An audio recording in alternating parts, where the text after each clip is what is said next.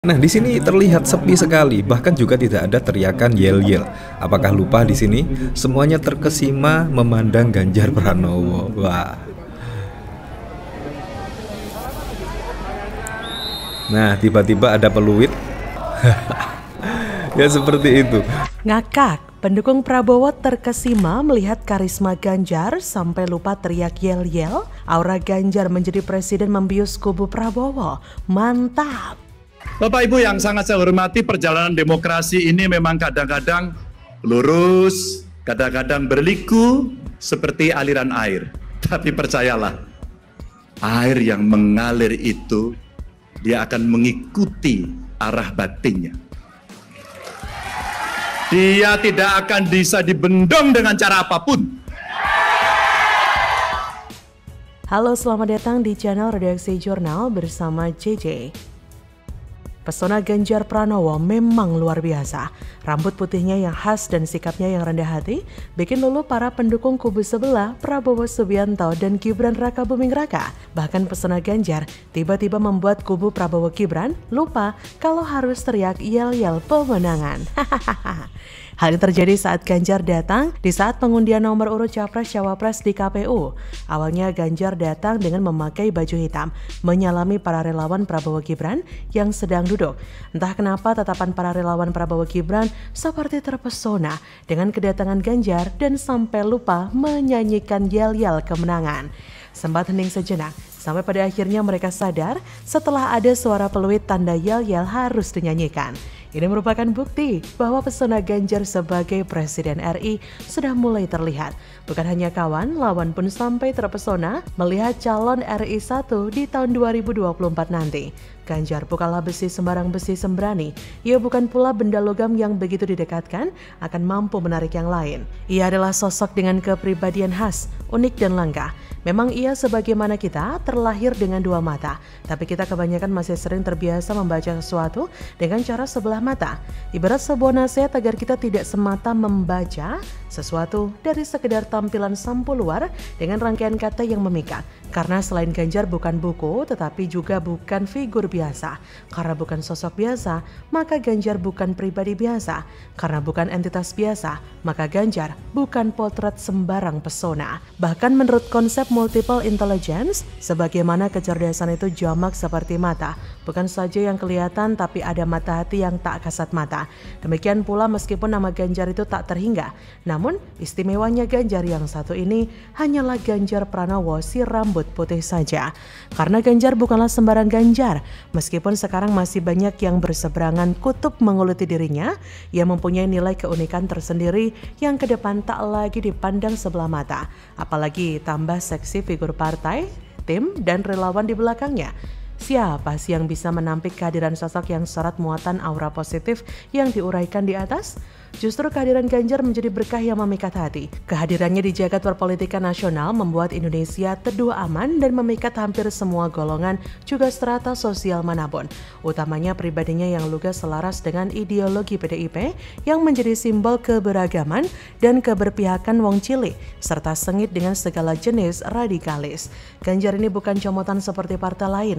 Untuk mengkader diri sendiri jadi sosok superior butuh waktu.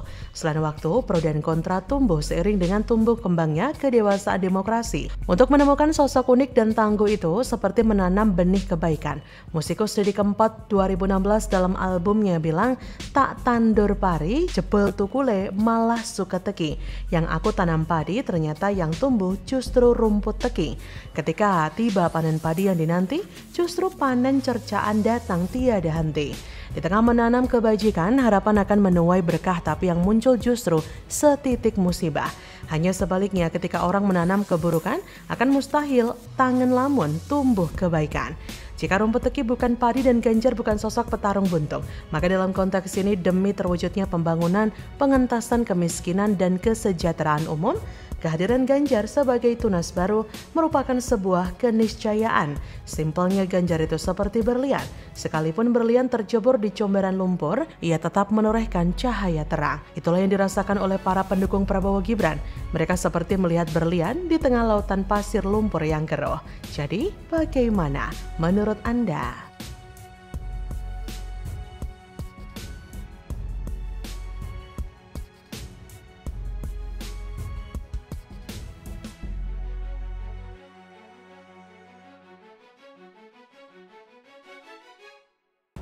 Pak Ganjar.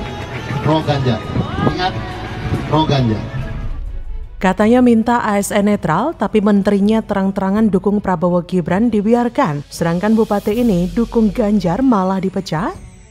Saya evaluasi harian itu, hati-hati loh. Begitu Bapak, Ibu semuanya miring-miring, saya ganti setiap hari bisa. Itu hak prerogatif yang saya miliki. Miring-miring, maksudnya miring-miring apa nih? Kalau miringnya harus ke Gibran. Bahwa kalau ke Gibran dianggap tidak miring. Kalau ke Pak Ganjar miring, kalau ke Pak Anies miring. Atau gimana nih, saya nggak ngerti. Pengertian miring-miring dan akan saya awasi sendiri setiap hari. Dan ini mungkin yang saya menuntut dalam kesempatan ini kalau Pak Presiden nonton. Pak Presiden, saya rakyat Bapak Pak. Saya ingin tahu maksud Bapak itu apa? Halo, selamat datang di channel Redaksi Jurnal bersama JJ. Beredar sebuah video viral di media sosial, penjabat Bupati Muna Barat Bahri disebut mengkampanyekan salah seorang calon presiden. Ia juga mengenalkan seorang calon anggota DPD RI asal Sulawesi Tenggara pada Pileg 2024 mendatang ke warga Muna Barat dalam sebuah acara pemerintah beberapa waktu lalu. Video yang beredar tersebut berdurasi 0,51 detik. Saat itu Bahri terlihat dikelilingi puluhan warga dalam sebuah acara pemerintah yang berlokasi di salah satu lokasi pesisir Kabupaten Muna Barat. Terekam dalam video, Bahri memperkenalkan nama salah seorang calon anggota DPD RI asal Sulawesi Tenggara. Pemuda tersebut diketahui bernama Laode Umar Bonte. Ia melanjutkan bahwa posisi Laode merupakan ketua salah satu tim relawan nasional pemenangan Ganjar. Hal ini juga disampaikan di hadapan warga sambil diiringi tepuk tangan meriah. Terkait video ini, ternyata Bawaslu Sulawesi Tenggara sudah mengambil sikap sejak awal. Koordinator Divisi Hukum, Pencegahan, Partisipasi dan Hukum Masyarakat Bawaslu Sulawesi Tenggara, Bahri, mengatakan Bawaslu sudah menelusuri terkait video viral yang menyebar di masyarakat. Ia memaparkan Undang-Undang Nomor 5 Tahun 2014 tentang Aparatur Sipil Negara. Dalam Pasal 2 menyatakan setiap pegawai ASN harus patuh pada asas netralitas dengan tidak berpihak dari segala bentuk pengaruh manapun dan tidak memihak kepada kepentingan tertentu. Kata dia, saat pemilu juga terdapat pasal soal netralitas ASN. Lalu dalam Undang-Undang Nomor 10 Tahun 2016 tentang Pemilihan Kepala Daerah, terdapat pula dua pasal yang mengatur tentang netralitas ASN, yaitu Pasal 70 dan 71. Diketahui, isi Pasal 70 ayat 1 dalam kampanye pasangan calon dilarang melibatkan ASN, anggota kepolisian, dan anggota Tentara Nasional Indonesia. Bahkan ada yang menilai PJ Bupati Muna Barat Bahri sudah dinonaktifkan dari jabatannya sebagai Bupati oleh Presiden Jokowi langsung. Sebelumnya, Presiden Jokowi memberikan instruksi langsung kepada ratusan penjabat kepala daerah agar netral pada pemilu serentak 2024. Presiden ingin para penjabat kepala daerah membantu KPU dan Bawaslu dalam penyelenggaraan pemilu. Namun Jokowi mewanti-wanti anak buahnya untuk tidak melakukan intervensi. Jokowi mengingatkan semua gerik-gerik penjabat kepala daerah dipantau publik. Menurutnya, sangat mudah mengetahui bila ada penjabat kepala daerah yang memihak ke kandidat tertentu. Ia berkata, Mendagri Tito Karnavian memantau kinerja setiap penjabat kepala daerah 3 bulan sekali. Jokowi pun ikut memantau kerja para penjabat kepala daerah setiap hari. Jokowi meminta penjabat kepala daerah mengikuti setiap arahan yang telah diberikan. Ia akan menindak tegas kepala daerah yang melakukan pelanggaran. Tapi pernyataan Jokowi itu sepertinya hanya berlaku bagi penjabat yang mendukung Ganjar Mahfud. Pejabat dan ASN yang mendukung Ganjar langsung dipecat atau dicopot.